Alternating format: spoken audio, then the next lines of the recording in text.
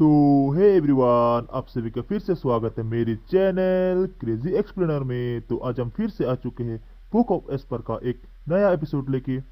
जिसने पिछला एपिसोड नहीं देखा जाकर पहले वो देख लो, और जिसने पिछला एपिसोड देख लिया तो शुरू करते हैं आज का ए वाला एपिसोड। अब इस एपिसोड की स्टार्टिंग में हमें जूफेन को दिखाया जाता है, जो कि यंग मास्टर साइयो को मारने के बाद में यूनाई के पास में आता है और उससे कहता है कि इन जेड स्लिप्स को अभी का भी डिस्ट्रॉय कर दो और किसी को भी इनके बारे में ना तो पता चले और ना ही कोई देख पाए। यूनाई भी उसकी बात मानते हुए वहां से उन्हें डिस्ट्रॉय करने के लिए चला जाता है और फिर वो उन जेड स्लिप को लेकर के एक तरफ दूसरी ओर अकेले में आता है, जहाँ पे कि उसके सामने अलग क्यू होते हैं जिन्हें की ऑलरेडी उसके बारे में पता होता है। यूनाई उस जेड स्लिप को डिस्ट्रॉय करने से पहले कहता है कि वॉइड स्प्लिट फिजिक, जिसको कि पाने की हर एक कल्टिवेटर की इच्छा होती है, जहाँ तक कि इस तरीके की फिजिक गॉड्स तक की भी काफी ज्यादा मदद कर सकती है। और जरा देखो ये किस तरीके का डिजास्टर भी ला सकती है। पहले क्यों कहते हैं कि हाँ, मगर लेकिन मानना पड़ेगा हेवनली साइकिल एल्डर्स काफी ज्यादा जीनियस थे, जो कि एक इस तरीके की अरे को सामने लेकर के आए। मुझे यकीन है कि ये उनके यंग सेक्ट लीडर के लिए बिल्कुल एक दस्ताने की तरह बनाया गया था। तो यूनाई भी कहता है कि हाँ, वरना अगर ऐसा नहीं होता तो आखिर ब्रदर्स अपने शब्दों से पीछे क्यों ही हटते और वहाँ पे जाकर के उस यंग मास्टर को क्यों खत्म कर देते। तो एल्डर क्यों भी कहते हैं कि हाँ, जब तक मिस्टिकल हेवंस एक्ट हमारे आसपास रहेगा तब तक वो कभी भी मिस्चू, जो कि एक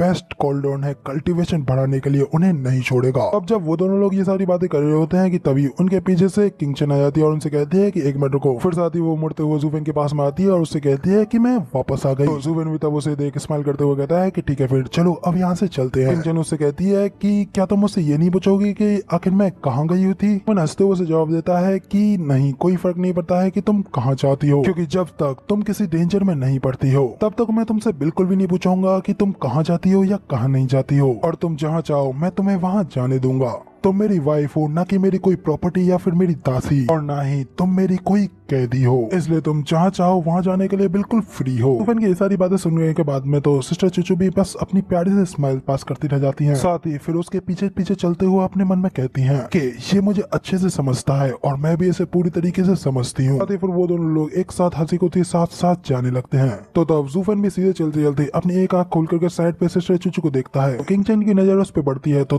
वो अपना मुंह दूसरी ओर मोड़ लेता है और फिर हंसते हुए पूछता है कि किंगचन, आखिर तुम कहाँ चले गई थी। किंगचन हंसते हुए कहती है कि अभी अभी तुमने ये नहीं कहा था कि तुम मुझसे कुछ नहीं पूछोगे, तो फिर आखिर अब तुम इस तरीके से अपने शब्दों से क्यों पीछे हट रही हो। तो जूफेन हंसते हुए उससे कहता है कि मुझे माफ करना, मुझे पता है कि मुझे तुम्हें रोकना नहीं चाहिए, लेकिन मैं तुम्हारे बारे में सब कुछ जानने के लिए खुद को बिल्कुल भी नहीं रोक सकता। इवन की तुम्हारी हर एक आखिरी बात तक मेरे अंदर की ये फीलिंग्स एक बेहद ही ज्यादा जटिल एहसास है और मुझे समझ में नहीं आता, ये मेरे अंदर की एक बहुत ही अजीब इम्पल्सिव फीलिंग्स है। मगर अगर तुम नहीं चाहती तो तुम्हें मुझे बताने की कोई जरूरत नहीं है। मैं तुम्हारी हर इच्छा का पूरा सम्मान करूंगा। जिस पे किंगचन अपने हाथ को आगे बढ़ाते हुए जूफेन को उसके हाथ में लगी रिंग को दिखाते हुए उसे कहती है कि देखो, इसी के लिए तो मैं गई थी, इस रिंग को लेने के लिए ही तो वहाँ वापस मिस्टिकल हेवंस एक्ट में गई थी। जब मिस्टिकल हेवंस एक्ट ने मुझे वहाँ फंसा लिया और मेरी स्टोरेज रिंग भी मुझसे ले ली, इसलिए अब मैं वापस से इस स्टोरेज रिंग को वहाँ से ले आई। जूफेन हंसते हुए कहता है कि ओ, तो अब मैं समझा ये कुछ भी नहीं था। तो किंगचन उससे कहती है कि क्या कह रहे हो कि कुछ भी नहीं, ये स्टोरेज रिंग मेरे लिए बहुत खास है, ये जोड़ी में आती है और यही तो हमारे रिलेशनशिप का एक प्रूफ है, तो फिर आखिर ये तुम्हारे लिए कुछ भी क्यों नहीं है। सुनकर कहते जूफेन भी थोड़ा चक्कर में पड़ जाता है और कहता है कि हाँ, तुमने बिल्कुल सही कहा। इस पर किंगचन नाराज हो जाती है और अपना सिर दूसरी ओर करते हुए उससे कहती है कि ओ, तो मुझे लगता है कि मैं गलत थी, ये अंगूठी कोई जोड़ी के लिए नहीं है, क्योंकि तुम्हारी ये रिंग मेरे अलावा एक और के पास है।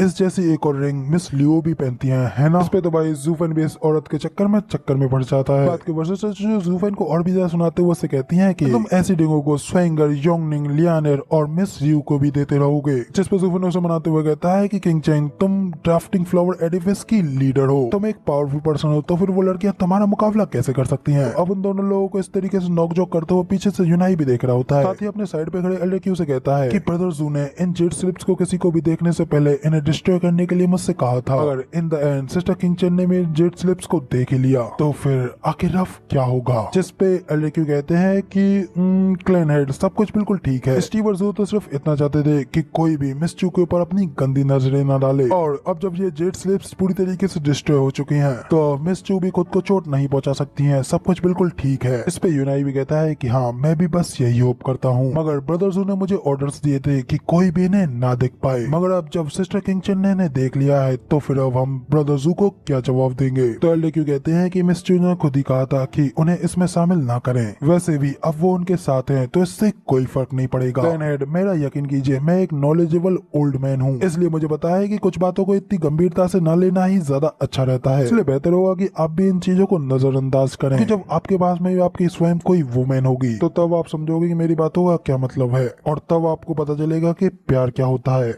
उन लोगों की इसी तरह काफी सारी बातें होती हैं, जिसके बाद यूनाई ये सारी बातें करने के बाद में अपने मन में सोचता है कि मैं ये होप करता हूँ कि ये सारी बातें जानने के बाद में ब्रदर जू मुझसे बिल्कुल भी डिसअपॉइंट ना हो। इसके साथ ही फिर वो लोग भी उन जेट स्लिप को डिस्ट्रॉय करने के बाद में जूफेन और बाकी के सभी लोगों के पीछे जाने लगते हैं। और फिर इसके बाद में अगले सीन हमें वहाँ का दिखाया जाता है जहाँ पे कि जूफेन ने योंगनिंग, स्वेंगर और बाकी के मेन डिसाइपल्स को अपना इंतजार करने के लिए एक जगह पर रोका था। साथ ही फिर जैसे ही योंगनिंग को पता चलता है कि जूफेन उनके लोगों की ओर आ रहा है तो उन्हें देख करके वो खुश होते हुए कहती है कि जरा देखो वो लोग वापस आ गए। इसके साथ ही किंग चेन, जूफेन और बाकी के सभी लोग भी उन लोगों के पास आकर के उतर आते हैं। और अगले ही पल जूफेन बिना रोके सीधा उन लोगों से कहता है कि सभी लोग मेरी बात ध्यान से सुनो, हम लोगों को एक और बैटल के लिए तैयार होना है। तो उनका कहे तो बाकी के सभी लोग काफी ज्यादा शॉक हो जाते हैं और जूफेन से पूछने लगते हैं कि फाइट आखिर किस तरीके की फाइट। जूफेन, क्या मिस्टिकल हेवन सेट के साथ में हमारी फाइट अभी भी खत्म नहीं हुई है? तो फिर आखिर इस तरीके से तुम्हारा वापस से फाइट लड़ने के लिए कहने का क्या मतलब है? हम लोग बस अभी अभी तो पूरा का पूरा मिस्टिकल हेवन सेट पूरी तरीके से डिस्ट्रॉय करके आए हैं, तो फिर अब आखिर यहाँ पर और फाइट किसके लिए रह गई? तो जूफेन उन लोगों से कहता है कि पहली बात तो ये है कि मैंने तुम लोगों से कुछ चीजें छुपाई थी, और वो ये है कि मैंने मिस्टिकल हेवन सेट के ऊपर खुद अपने पर्सनल रीजंस की वजह से हमला करवाया था। मेरा वहाँ पे जाकर के मिस्टिकल हेवन सेट के ऊपर हमला करने का मकसद सिर्फ और सिर्फ मेरी वाइफ को बचाने के लिए था, इसलिए तुम सभी लोगों का शुक्रिया जो कुछ भी तुमने मेरे लिए मदद की। जूफेन की बात सुनने के बाद में तो तीनों वेनरेबल्स काफी ज्यादा हैरानी के साथ में एक दूसरे की ओर घूर करके देखने लगते हैं। साथ ही वो सभी लोग जोर जोर से हंसते हुए कहते हैं कि स्टीवर्ट जू, हम सभी लोग कोई पागल नहीं है, हम लोगों ने पहले ये सब कुछ फिगर आउट कर लिया था, तो इसलिए तुम्हारी इस बात में कोई बड़ी प्रॉब्लम नहीं है। इसलिए तुमने अब तक जो कुछ भी हमारे मिस्टिकल हेवन सेट के लिए किया उस सब के लिए हम सब लोग तुम्हारी वुमेन को बचाने के लिए थोड़ा मदद तो कर ही सकते हैं, जिसके लिए सेक्ट लीडर भी यहाँ पे हम लोगों से कुछ नहीं कहने वाला है। तो जूफेन उन लोगों से कहता है कि मैं बस यही तुम लोगों से कहना चाहता था, मिस्टिकल हेवन सेट के साथ में हमारी इस फाइट के बारे में सेक्ट लीडर जीवुए को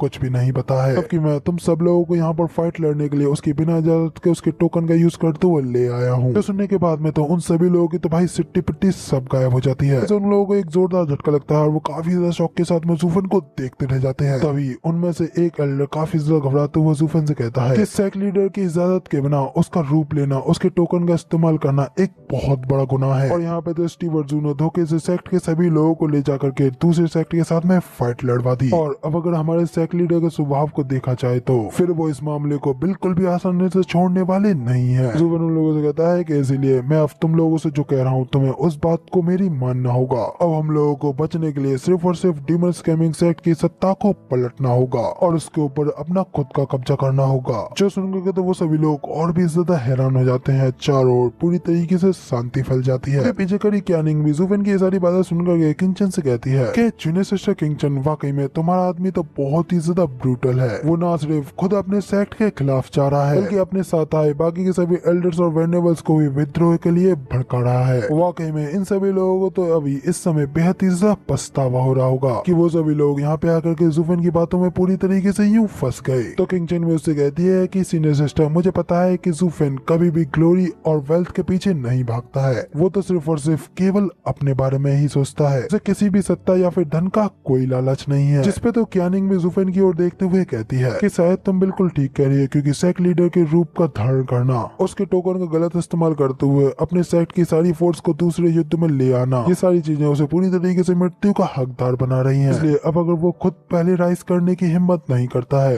तो डीमन स्कैमिंग सेक्ट उसे हमेशा के लिए अपना शिकार बना लेगा। तो किंगचन भी कहती है कि वो एक ऐसा आदमी है जिसे कि पता है कि उसे आगे क्या करना है और वो जो कुछ भी करेगा वो सिर्फ और सिर्फ हम लोगों की सेफ्टी के लिए ही होगा। तभी हमें जूफेन को वापस दिखाया जाता है जो कि डीमन स्कैमिंग सेक्ट के लोगों से आगे कहता है कि वास्तव में तो मैं शांतिपूर्ण समाधान के पक्ष में हूँ, मुझे कभी भी इस तरीके से वायलेशन करना बिल्कुल पसंद नहीं है। और तुम लोग तो ये भी अच्छी तरीके से जानते हो कि मैं डीमन स्कैमिंग सेक्ट को छोड़ के ही जाने वाला था, इसलिए ये तो बिल्कुल साफ है कि मुझे वेल्थ और ग्लोरी इनमें से कुछ भी नहीं चाहिए। हालांकि मैं किसी भी हालत में दूसरों को इस तरीके से अपनी जान गंवाने नहीं दूंगा, मैं इससे और अधिक नीचे नहीं गिर सकता। मैं जानता हूँ कि तुम सभी लोग अभी क्या सोच रहे होगे। इस सब से बचने के लिए इस सब का सारा ब्लेम सिर्फ और सिर्फ मेरे ऊपर डाल दिया जाए। हालांकि मैंने भी एक बार इसके बारे में सोच करके देखा था, लेकिन एक सेकंड के लिए सोच कर देखो, क्या मेरे बाद जीवुए तुम सब लोगों को भी छोड़ेगा? क्योंकि उसके स्वभाव की वजह से मुझे नहीं लगता है कि मेरा साथ देने के लिए वो तुम लोगों को भी जिंदा छोड़ने वाला है। लोग और भी ज्यादा शौक और हैरानगी में पड़ जाते हैं और फिर वो सभी लोग इस बात के ऊपर एक दूसरे से काफी ज्यादा डिस्कशन करने लगते हैं। उनमें से कोई भी जूफेन की बात के लिए इतनी आसानी से एग्री नहीं हो रहा होता है। तो जूफेन उन लोगों के ऊपर चिल्लाते हुए कहता है कि जागो और इस तरीके से तुच्छ चाले चलना बंद करो और इस तरीके से निराशाजनक शांति का सपना देखना बंद करो। तुम सभी के सभी लोग पहले से ही जीवुए की क्रूरटी को अच्छी तरीके से जानते हो, तो तुम लोगों को क्या लगता है कि इस तरीके से उसका नाम का इस्तेमाल करके एक दूसरे सेक्ट के एल्डर्स के ऊपर पूरी तरीके से हमला करना, और वो भी बिना उसके किसी ऑर्डर्स के? हमारा ये काम सीधा सीधा क्लियरली उसकी अथॉरिटीज को चैलेंज करने जैसा है, जिसके लिए वो हम में से किसी को भी बख्शने वाला तो बिल्कुल नहीं है। और इसके बारे में तुम लोग मुझसे अच्छी तरीके से जानते हो। ये सारी बातें सुनने के बाद में भी वेनेबल की जूफेन से पूछते हैं कि जूफेन क्या ये सब कुछ करना जरूरी है? उन्होंने रोकते हुए कहता है कि हाँ, मैंने उसके झूठे ऑर्डर्स बनाए और तुम लोगों को यहाँ पे लेकर के आया हूँ, तो इसलिए अब आपको भी समझना होगा कि किसी के साथ में संगति में पड़ने की वजह से तुमको भी उसके साथ उतना ही दोषी बनाया जाएगा। और इसीलिए तो वो इनर सेक्ट के एल्डर्स यहाँ पे मेरे साथ में नहीं आए। और अब जैसा कि आप सभी लोग ये सब मामले को देख ही पा रहे हैं, तो अब तुम लोगों को पहले ही पता होना चाहिए कि जीवुए ने अब तुम्हारे ऊपर अपना पूरा विश्वास खो दिया होगा। हालांकि अभी भी वहाँ पे पहुंचने के बाद में वो तुम लोगों के साथ में कुछ नहीं करेगा, क्योंकि डीमन स्कैमिंग सेक्ट के पास में अभी भी 10,000 सीक्रेट स्टोन्स हैं। इसलिए सिर्फ 100 सालों के अंदर ही demon scamming sect inner sect के अंदर से तुम लोगों को रिप्लेस करने के लिए नए एल्डर्स और वेनेबल्स को बना देगा। इसलिए मेरे लेबर ऑफिस के एल्डर्स, बेहतर होगा कि आप ये न भूलें कि आप कौन हैं। तुम सब लोगों ने एक लंबे समय से मेरे सिंबल को धारण कर रखा है और अब इससे बाहर बिल्कुल भी निकला नहीं जा सकता। और जिस पल जीवुए ने मेरे ऊपर एक देशद्रोही, एक ट्रेटर का लेबल लगा दिया, उस पल से ही तुम लोगों का जीना भी बिल्कुल हराम हो जाएगा और तुम अपनी भी सहायता नहीं कर पाओगे। और तब डीमन स्कैमिंग सेक्ट के अंदर सिर्फ और सिर्फ सारी की सारी पावर्स वहाँ के इनर सेक्ट और वेनेबल सी के ही हाथों में होंगी। तुम लोगों ने इस पावर को हासिल करने के लिए कई सालों तक कड़ी मेहनत की है, लेकिन जरा देखो अब एंड पर तुम लोगों के पास में कुछ नहीं रह जाएगा। तो बताओ, क्या तुम सब लोग इस चीज को स्वीकार करने के लिए तैयार हो? क्या तुम मेरे बाद में वाकई में उस जिंदगी को जी भी पाओगे? तो ये सारी बातें सुनने के बाद में वो सभी लोग भी काफी ज्यादा डर जाते हैं। उन्हें अपने भविष्य के बारे में काफी ज्यादा ख्याल होने लगता है। वेनेबल भाई सभी लोगों को शांत कराते हुए कहते हैं कि सभी लोग मेरी बात ध्यान से सुनो। जैसा कि स्टीवर्ट जू ने कहा, वो बिल्कुल सही कह रहे हैं। मैं और स्टीवर्ट जू शुरुआत से ही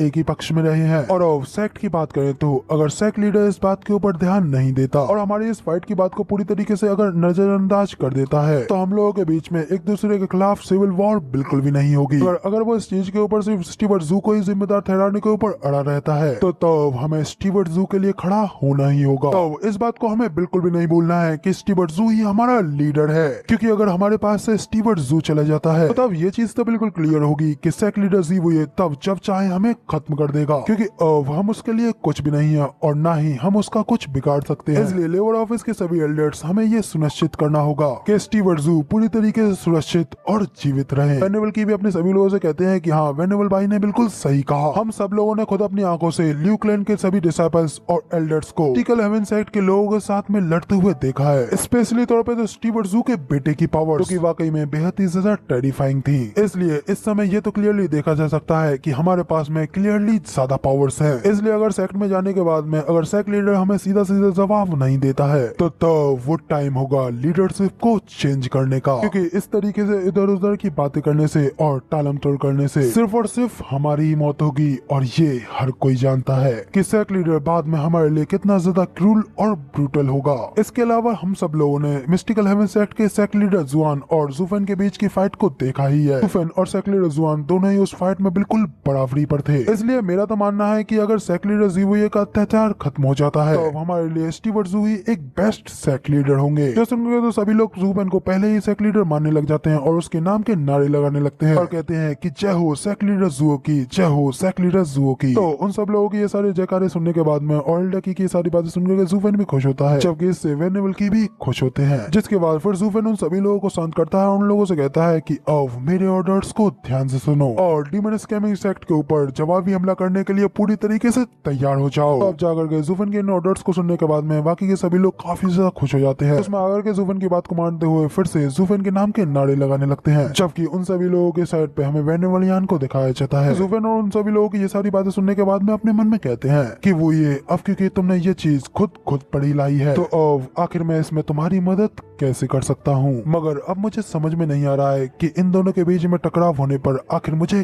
किसका साथ देना चाहिए। इसी के साथ में यहाँ पे हमारा सीन चेंज होता है और काफी समय के बाद में हमें डीमन स्कैमिंग सेट का सीन दिखाया जाता है। सेक्ट लीडर ज़ुवुये अपनी यात्रा करने के बाद में वापस डीमन स्कैमिंग सेट में लौट रहा होता है। कुछ अपने मन में कह रहा होता है कि ये पावर वाकई में काफी ज्यादा सुप्रीम है, इसलिए सचमुच इस समिट में मुझे एक काफी ज्यादा अच्छी सक्सेस मिली है। और वाकई में जब बाहरी लोग आकर के तुम्हारी चापलूसी करने लगते हैं, उनकी वो आवाज, उनकी वो चापलूसी कितनी ज्यादा अच्छी लगती है। मगर आखिर ये मेरा सेक्ट आज इतना ज्यादा वीरान क्यों दिख रहा है, और आखिर सभी के सभी लोग कहाँ मर गए, कोई भी आसपास क्यों नहीं दिख रहा है। तो ये सब सोचते हुए सेक्ट लीडर ज़ुवुये चिल्ला करके उन सभी लोगों को आवाज लगाते हुए कहता है, व्हाट द हेल, तुम सभी के सभी लोग, आखिर तुम सब लोग कहाँ चले गए हो? क्या तुम्हारा ग्रेट सेक्ट लीडर वापस आ गया और तुम में से कोई भी इसका स्वागत करने के लिए नहीं आया? जब सेक्ट लीडर ज़ुवुये ये बात चिल्ला करके कहता है, तो वो सेक्ट हॉल के अंदर से सभी के सभी इनर सेक्ट के एल्डर्स बाहर निकल के आते हैं। फिर वहाँ पे आने के बाद में वेनवल्सी के साथ में सभी के सभी इनर सेक्ट के एल्डर्स सेक्ट लीडर ज़ुवुये को ग्रीट करते हैं। तो उसे कहते हैं कि सेक्ट लीडर, आपका स्वागत करने के लिए मैं इतना ज्यादा लेट हो गया, मैं इस चीज के लिए काफी ज्यादा शर्मिंदा हूँ। तो सेक्ट लीडर उससे कहता है कि आखिर यहाँ पर ये सब क्या चल रहा है, सिर्फ तुम ही लोग यहाँ पे क्यों आए हो, और आखिर बाकी के सभी लोगों का क्या, वो सब लोग कहाँ हैं, और सभी एल्डर्स, वेनेबल्स और सभी के सभी डिसाइपल्स, वो सब लोग कहाँ हैं? जिस पे तो वेनेबल्स भी थोड़ा हैरान होते हुए सेक्ट लीडर ज़ुवुये से कहते हैं कि सेक्ट लीडर, क्या आपने स्टीवर्ट ज़ू से उन सब लोगों को बाहर ले जाने के लिए नहीं कहा था? वो लोग अभी तक यहाँ वापस सेक्ट में नहीं आए हैं। उनको सेक्ट लीडर भी भड़कते हुए कहता है कि क्या ज़ू फैन, क्या वो अभी तक नहीं गया, आखिर वो वापस क्यों आ गया? इसके अलावा आखिर मैंने सेक्ट के एल्डर्स को बाहर ले जाने के लिए उससे कब कहा? इस पे तो वेनेबल्स और भी ज्यादा शौक होते हुए कहते हैं कि क्या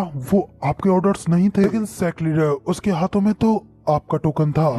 फिर तो ये बहुत ज्यादा बुरा हुआ, स्टीवर्ट ज़ू ने आपके टोकन को पकड़ा और झूठ बोलते हुए सेक्ट के सभी एल्डर्स, सभी डिसाइपल्स, यहाँ तक कि सभी वेनेबल्स, उन सब लोगों को वो अपने खुद के पर्सनल काम के लिए अपने साथ ले गया। मुझे पहले ही ये चीज काफी ज्यादा अजीब लगी थी, इसलिए मैंने अपने इनर सेक्ट के सभी एल्डर्स को ले जाकर के उसे रोकना भी चाहा। लेकिन सेक्ट लीडर भी अच्छी तरीके से जानते हैं कि लेबर ऑफिस के एल्डर्स के लिए वो क्या है। पता नहीं क्यों उसके सिर्फ एक शब्द को सुनते ही वो सभी लोग उसको फॉलो क्यों करने लगे। मगर खैर मुझे नहीं पता है कि आखिर वो कहाँ गए हैं। वेनेबल्स की इन सभी भड़काने वाली बातों को सुनकर के सेक्ट लीडर ज़ुवुये वाकई में काफी ज्यादा भड़क जाता है और गुस्से के साथ में कहता है कि वो उसका उपयोग तो नहीं कर सकता है ना। पर सेक्ट लीडर ज़ुवुये को इतने ज्यादा गुस्से में देख करके वेनेबल्स भी खुश हो जाते हैं। उनकी सेक्ट लीडर को भड़काने की योजना पूरी तरीके से काम कर गई होती है, इसलिए वो अपने मन में कहते हैं कि मुझे तो लगता है कि इस घाव की वजह से अब ये दोनों लोग एक दूसरे को नोच खाएंगे, जिसमें सिर्फ और सिर्फ मेरा फायदा होगा। इसी के साथ में हमें वापस से सीन ज़ूफेन और उसकी टीम का दिखाया जाता है कि वो सभी लोग बड़ी तेजी से डीमन स्कैमिंग सेट की ओर उड़ करके आ रहे होते हैं और फिर जैसे ही वो डीमन स्कैमिंग सेट की सीमा पर पहुंचते हैं तो वो वहां नीचे लैंड करते हैं। उसके बाद नीचे उतरते ही फिर से वो सभी लोग एकजुट होते हैं, जबकि इसी के साथ में हमें ज़ूफेन को भी दिखाया जाता है जो कि अपनी लाल आंखों के साथ में अपने मन में कहता है कि ज़ुवुये, मैं कोई ऐसा मोहरा नहीं हूँ जिसे कि तुम इस्तेमाल करो और फेंक दो। मुझे इससे पहले तो डीमन स्कैमिंग सेट की कोई परवाह नहीं थी, लेकिन अब क्योंकि तुम खुद पहले से इस लड़ाई को चाहते थे, तो इसलिए अब मैं भी आगे बढ़ूंगा और खुद तुम्हें पकड़ूंगा और साथ ही तुम्हारे सेक्ट को भी ले लूंगा। और क्योंकि ये बात किंग चेन और मेरे जीवन के बारे में है, इसलिए मैं तुम्हारे ऊपर बिल्कुल भी नरमी नहीं बरतूंगा। जिसके बाद में फिर ज़ूफेन यूनाई से कहता है कि यूनाई, तुम अपने क्लैन के सभी लोगों और यंग सेंगजी के साथ में यहाँ पे इस जगह पर रुके रहना, और अगर वहाँ अंदर सेक्ट में लड़ाई छिड़ती है कोई ना कोई यहाँ करके जरूरी तुम्हें इस सेक्ट के अंदर ले आएगा। इसके बाद हम लोगों को फिर से मिलकर के इस जंग को खत्म करना होगा। जिसपे यूनाई उसकी बात को मान जाता है और उससे कहता है कि ठीक है ब्रदर ज़ू, जैसा कि आपने कहा मैं वैसा ही करूंगा। तो यंग सेंगजी भी ज़ूफेन से कहता है कि डैड चिंता मत करो, जब तक मैं यहाँ पे हूँ आपका कोई कुछ नहीं बिगाड़ सकता, तो बस मुझे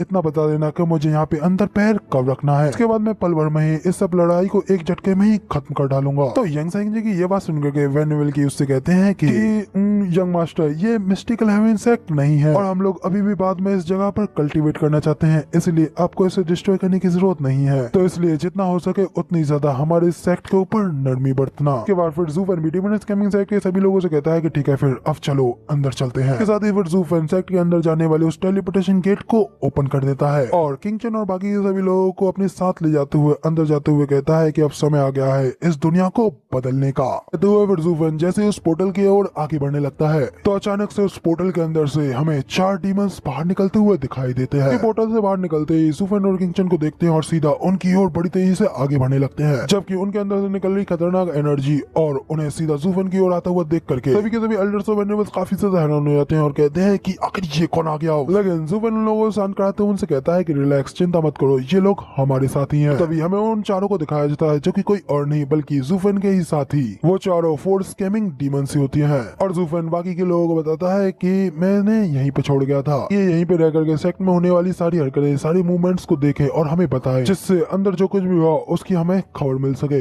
जिसके बाद ज़ूफेन उन डीमन से पूछता है कि बताओ क्या जीवीए वापस सेक्ट में आ गया। तो रेड डीमन ज़ूफेन को बताता है कि स्टीवर्ट ज़ू सेक्ट लीडर तो 1 महीने पहले ही यहाँ पे सेक्ट में आ चुके हैं, और सेक्ट में आने के बाद में जब उन्हें पता चला कि आप सेक्ट की 2/3 पावर को अपने साथ बाहर ले जा चुके हैं, तो वो ये सुनकर के बहुत ज्यादा आग बबूला हो गया था। और हाल ही में उन्होंने अपने क्रोध को 1 दर्जन डिसाइपल्स के ऊपर उतारा, उन्हें वहीं पे मार करके जहाँ पे वो खड़े थे। सुनने के बाद में ज़ूफेन भी हंसते हुए कहता है कि मैं जानता था, और अब लगता है कि अब हमें पूरी तरीके से ऑल आउट जाना होगा। कहने के बाद में फिर ज़ूफेन उन लोगों से वेनेबल सी और उनके फैक्शन के बारे में पूछता है। उनसे पूछता है कि आखिर वेनेबल सी और बाकी के सभी लोग क्या कर रहे हैं, क्या तुम्हें किसी भी तरीके के कुछ सस्पिशियस लोग दिखाई दिए हैं, या फिर यहाँ पे कोई नया एक्सपर्ट आया हो। तो रेड डीमन ज़ूफेन को बताता है कि स्टीवर्ट ज़ू वेनेबल सी की साइड तो बस आग में घी डालने का काम कर रही है, और बस सेक्ट लीडर जी को और ज्यादा भड़का रही है। तो अब ये सब कुछ सुनने के बाद में वेनेबल भाई भी थोड़ा हैरान होते हुए अपने मन में कहते हैं कि क्या स्टीवर्ट ज़ू तो शुरुआत से ही ऊपर उठने के लिए तैयार थे, यहाँ तक कि वो यहाँ से जाने से पहले ही अपने स्पाइस, अपनी खबरियों को यहाँ पे छोड़ गए थे। वाकई में ये बात तो माननी होगी कि ये एक बहुत ही ज्यादा चालाक व्यक्ति हैं। इवन की मिस्टिकल हेवन सेक्ट के ऊपर हमला करने से पहले ही उन्होंने विद्रोह के बारे में सब कुछ सोच लिया था, और अब अगर हमारा ये डीमन स्कैमिंग सेक्ट अगर इनकी देखरेख में आगे बढ़ा, तो मुझे यकीन है कि सेक्ट इनके अंडर में इतना ज्यादा आगे बढ़ जाएगा जो कि ज़ीवुए के अंडर में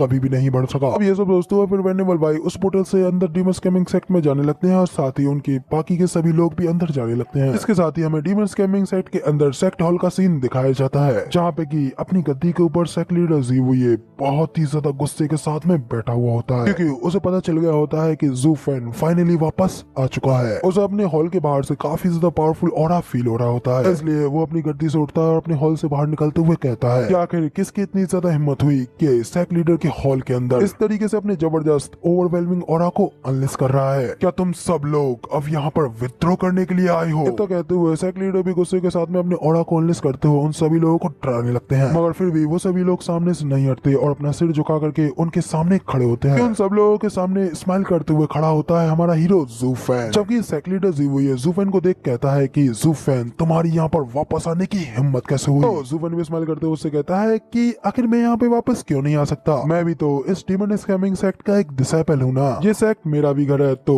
घर पे वापस आना तो नॉर्मल ही है ना। इस बात पे ज़ीवुए तो और भी ज्यादा भड़क जाता है और गुस्से में अपने दांत पीसते हुए ज़ूफेन से कहता है कि कितना बेशरम गद्दार है, तुमने पहले मुझे जब मूर्ख बनाया जब तुमने सेक्ट को छोड़ा था, इसलिए जब मैं बाकी के एम्पायर्स के साथ में डिस्कशन करने के लिए गया था उसके तुरंत बाद ही तुम मेरा टोकन लेकर के मेरा रूप लेकर के आए, साथ ही झूठे अथॉरिटी का इस्तेमाल करते हुए लेवल ऑफिस के सभी एक्सपर्ट्स को अपने साथ ले गए। ऐसा करके तुमने मेरी अथॉरिटीज को कमजोर कर दिया है, इसलिए डीमन स्कैमिंग सेक्ट के रूल्स के अनुसार तुमको फांसी दी जाती है। अभी कभी आगे बढ़ो और ज़ूफेन को पकड़ के उसे जब्त कर लो। तो कहते हुए सेक्ट लीडर ज़ीवुए अपने सामने खड़े लेवल ऑफिस के सभी एक्सपर्ट्स को देख रहा होता है कि अभी भी उसके ऑर्डर्स को नहीं मान रहे होते हैं और वहीं पे ज़ूफेन के पीछे खड़े होते हैं। तो उन्हें इस तरीके से देख करके वो और भी ज्यादा गुस्सा होते हुए कहता है कि आखिर तुम सब लोग वहाँ पे खड़े खड़े क्या सोच रहे हो, क्या तुम लोगों ने अभी तक मेरे आदेश नहीं सुने? वेनेबल सी हंसते हुए उनसे कहते हैं कि सेक्ट लीडर शांत हो जाइए, लेवल ऑफिस के ये सभी एल्डर्स ज़ूफेन के जितने ज्यादा करीब हैं उसे देखा जाए तो ये बिल्कुल भी पॉसिबल नहीं है कि वो लोग स्टीवर्ट ज़ू के साथ में ऐसा करें, तो फिर सेक्ट लीडर की ओर से अब मुझे खुद अपने हाथों से ये करना होगा। वेनेबल सी की ये सारी बातें सुनते हुए ज़ूफेन भी अपने मन में कहता है कि ओ तो वेनेबल सी इस पल के इंतजार में अब तक शांत थे, आराम से साइड पर बैठकर टाइगर्स के बीच की फाइट को देखना और उस फाइट के अंदर से अपना लाभ उठाना। इधर वेनेबल सी भी खुश होते हुए अपने मन में यही कह रहे होते हैं कि पहले तो मैं ज़ीवुए का हाथ का इस्तेमाल तुम्हारे ऊपर हमला करने के लिए करूंगा ज़ूफेन, और फिर बाद में लेबर ऑफिस के इन बेवकूफ ओल्ड एल्डर्स के ऊपर हमला कराऊंगा जो कि यहाँ पर मुझसे मुकाबला करने का साहस करते हैं। के बाद मैं इनर सेक्ट के ऊपर अपना पूरा कंट्रोल पालूंगा। दोस्तों सेक्ट लीडर ज़ीवुए ज़ूफेन और उसके पीछे सभी एल्डर्स को फिर से देखने लगता है, लेकिन इस बार देख करके वो काफी ज्यादा शॉक हो जाता है क्योंकि ज़ूफेन के पीछे खड़े सभी एल्डर्स उसका पहले ही साथ दे रहे होते हैं, उसके साथ रेबेलियन करने के लिए पूरी तरीके से तैयार खड़े होते हैं, इसलिए वो सब लोग अपने अंदर से खतरनाक ऑरे को अनलेस कर रहे होते हैं, जिसे देख करके तो वेनेबल सी काफी ज्यादा घबरा जाते हैं और अपने मन में कहते हैं कि अब ये मत कहना कि ये सब लोग ऑलरेडी ज़ूफेन के साथ मिले हुए हैं। डैम इट, मैंने इस बच्चे को कुछ ज्यादा ही कम आंक लिया। इसी तरह माहौल दोनों और काफी ज्यादा टेंस होने लगता है। तो उन लोगों के बीच में यहाँ पे वेनेवलियान आ जाते हैं और उन दोनों पार्टियों को रोकते हुए कहते हैं कि जरा 1 मिनट रुको। वेनेवलियान को इस तरीके से बीच में देख करके सेक लीडर भी उससे कहते हैं कि फाइंड यंग, आखिर तुम अब ये क्या कर रहे हो, यहाँ तक कि अब तुम भी मेरे आदेशों का अवहेलना करना चाहते हो। वेनेवलियान थोड़ा टेंस होते हुए उससे कहते हैं कि वो ये इसमें तुम्हारी ही गलती है। जुफन भले ही हम सब लोगों को अपने साथ ले गया था, लेकिन उसने सेट को शर्मिंदा करने के लिए ऐसा कुछ भी नहीं किया। इसके बजाय उसने अपने कमांडेबल रिजल्ट की वजह से इसकी इज्जत और ज्यादा बढ़ाई है, और एक सेक लीडर होने के नाते तुम्हें तो उसे इनाम देना चाहिए, ना कि कोई पनिशमेंट। जिसमें तो सेक लीडर भी थोड़ा हैरान होते उससे पूछते हैं कि सराहनीय आखिर किस लिए, आखिर इसने ऐसा क्या किया। इस पे वेनेवलियान भी खुश होते हुए कहते हैं कि क्या, आखिर तुम क्या पूछ रहे हो भाइयों, जरा सेक लीडर को हमारी ग्रेट सक्सेस के बारे में बताओ और उसे भी हमारी इस ग्लोरी का आनंद लेने दो। कहते हुए फिर वो जुफन और उन सभी लोगों की ओर हंस करके देखने लगते हैं, लेकिन उन सभी लोगों का रिएक्शन अभी भी चेंज नहीं होता और वो सभी लोग सीरियस खड़े होते हैं। जिसमें वेनेवलियान भी समझ गए होते हैं कि उनकी इस छोटी मोटी बातों से कुछ नहीं होने वाला। फिर भी वो जुफन की ओर उम्मीद की एक किरण के लिए देख रहे होते हैं। और जुफन भी उनके इस तरीके के उम्मीद भरे चेहरे को देखता है, फिर वो भी उनके इस बात पर सेक लीडर को एक मौका देने के लिए तैयार हो जाता है और वेनेबल भाई से कहता है कि वेनेबल भाई चाहिए और सेक लीडर को सब चीज के बारे में रिपोर्ट कीजिए। जो सुनकर तो वेनेवलियान को भी थोड़ी उम्मीद दिखती है और वो खुशी के साथ में जुफन की ओर देखने लगते हैं। तो वेनेबल भाई भी सेक लीडर को सब कुछ बताने के लिए आगे बढ़ते हैं और कहते हैं, स्टीवर जू, हम सब लोगों को मिस्टिकल हेवन सेक्ट की सफाई के लिए ले गए, इसमें हमने एक शानदार विक्ट्री और ग्लोरी को हासिल किया है, क्योंकि सेक्ट की फाउंडेशन के बाद से बहुत ही ज्यादा अनप्रेजेंटेड था। और वेनेवलियान इतना कही पाते हैं कि तभी सेक्ट लीडर ज़ीवुई और भी ज्यादा भड़कते हुए कहता है कि क्या तुम एक्चुअली में सेक्ट के वॉरियर्स को दूसरे सेक्ट के ऊपर वॉर के लिए ले गए, और वो भी बिना किसी परमिशन के। आखिर तुम हो कौन, तुम अपने आप को समझते कौन हो, जो कि तुमने बिना किसी अधिकार के एक इस तरीके का निर्णय लिया। सभी लोग इस गद्दार को पकड़ लो, इसके इन अपराधों के लिए इसे तो फांसी देनी चाहिए। वेनेवलियान सेक्ट लीडर को शांत कराते हुए उसे अपनी रिंग दिखाते हुए उससे कहते हैं कि वो ये शांत हो जाओ, मेरी बात सुनो, ये जो बस कुछ लूट की चीजें जो कि हमें मिली है, हमने मिस्टिकल हेवन सेक्ट के सारे खजाने को लूट लिया है, उन्हें पूरी तरीके से हरा डाला है। तो ये सुन सेक्ट लीडर ज़ीवुई उनके ऊपर चिल्लाते हुए उसे रोक देते हैं और उससे कहते हैं कि साइड पे हट तू। वे वेनेवलियान तो काफी ज्यादा हैरान हो जाते हैं ज़ीवुई को इतने ज्यादा गुस्से में देख करके, जबकि ज़ीवुई अपनी ऑडी के साथ में अपने किलिंग इंटेंट को अनलिस्ट करते हुए कहते हैं, ये अपनी जगह को भूल करके अपनी सीमाओं को पार कर चुका है, इसने मेरी अथॉरिटीज की चुनौती देते हुए उन्हें नीचे दिखाने की कोशिश की है, इसलिए जुफन के इन अपराधों के लिए अब कोई भी एक्सक्यूज काम नहीं आएगा, इसके लिए मैं फांसी तो दे के ही रहूंगा, और जो भी कोई इसकी गुहार लगाएगा तो मेरे हाथों वो भी यहाँ पे मौत के घाट उतार दिया जाएगा। तो ज़ीवुई के इतने ज्यादा गुस्से में देख करके वेनेवलियान भी अब काफी ज्यादा घबरा जाते हैं और कांपने लगते हैं। अगर उन्हें पता होता है कि इधर ज़ीवुई से भी बड़ा डेविल उनके पीछे खड़ा है, कि अगर कुछ भी गलत होता है तो वो पूरी तरीके से सब कुछ डिस्ट्रॉय करने की पावर रखता है।